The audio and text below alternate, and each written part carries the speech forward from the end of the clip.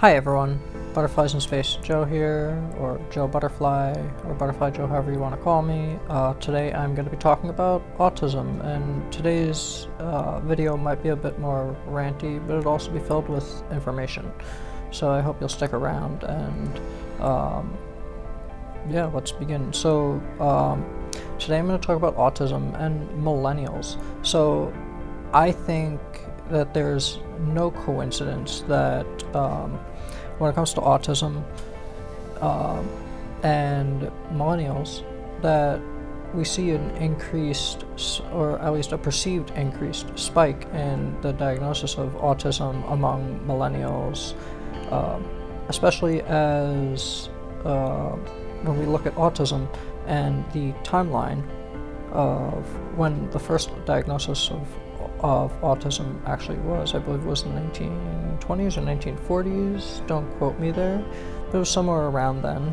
But as far as, we didn't have the internet yet. Us millennials, we were born into an era where we grew up as the internet was becoming more and more accessible within households.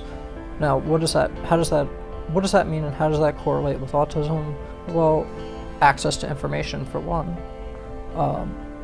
So more people were able to learn about what autism is, where previously there was a lot of stigma about it. There's still a lot of stigma around autism, but there was a lot of stigma where people would not talk about it. Another factor that plays into the internet and even just technology as a whole with millennials is that we went from having access to, let's use video games. For example, before the internet, video games, you had to go to an arcade, you had to be around people, you had to meet up with people, you had to physically be around people. And now with the dawn of the internet and gaming on home game consoles, that changed, especially around the era, I'll say around when Xbox came out and Xbox Live. That really changed things, where that was a changing point, where as well as gaming on computers and PCs, that changed things. People would stay in, millennials, young people we would stay in more, we would isolate more, we weren't getting the same level of socialization that generations prior had, where it was either going to play games, it was either going to an arcade or meeting up with friends to play board games, or going out to play. We had the opportunity to be online and be with our peers. So that's one aspect. Another aspect is a generational divide. As technologies change and shift, so do humans. We adapt. Right now we're dealing with AI, and how will we adapt to AI as humanity? Well, that's a very good question to ponder about. But let's also look at how we've adapted in the past to the internet, to any other technology. The printing press is another great technology where it changed things. It changed the workforce. It changed the way people interacted with one another. Every time there's a technological revolution, humanity adapts and changes, and social structures change, but it also creates a divide across generations.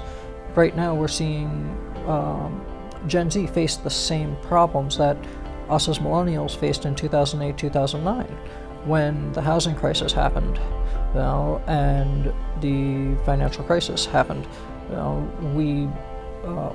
In my case, when I turned 18, and then I went to college. By the time I got out of college with my associates and looking for work in my field of work, I struggled to find work because it was right as a recession hit.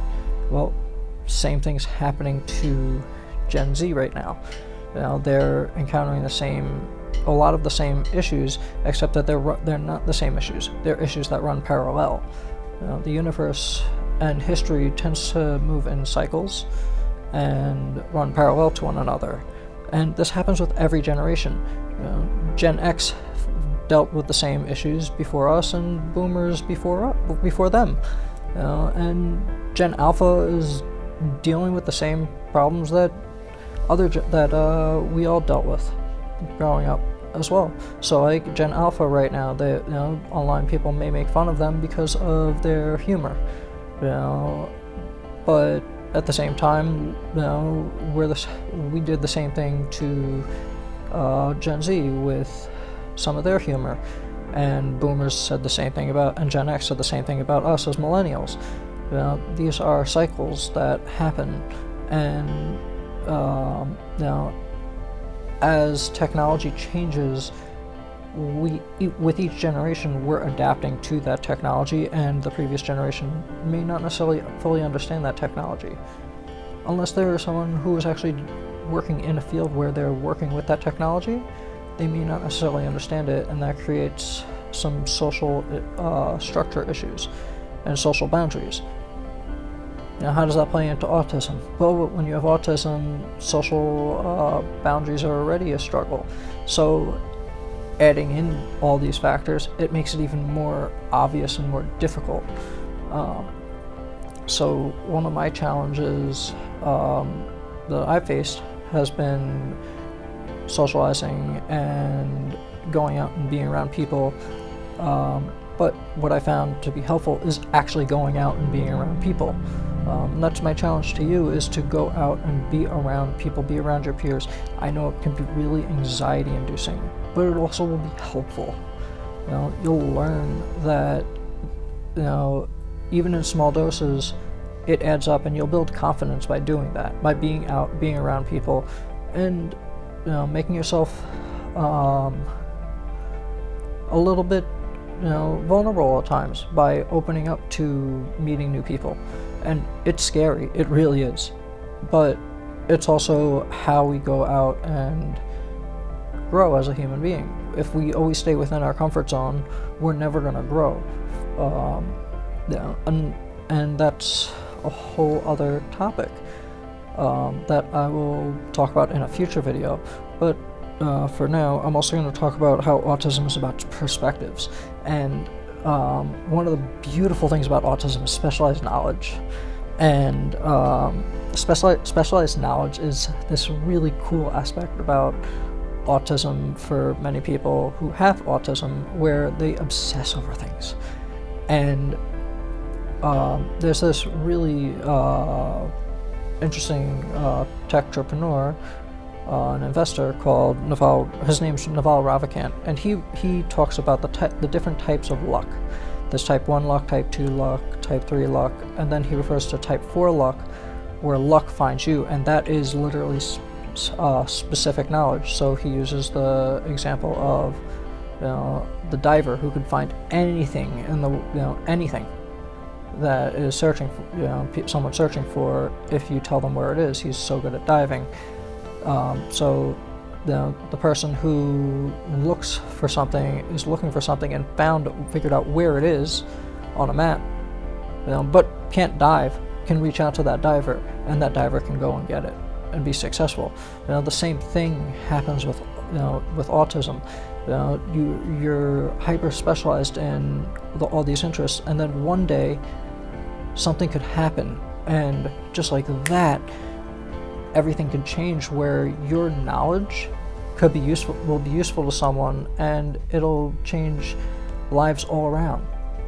And that's really something to be proud of and something to celebrate, because specialized knowledge is a cool thing.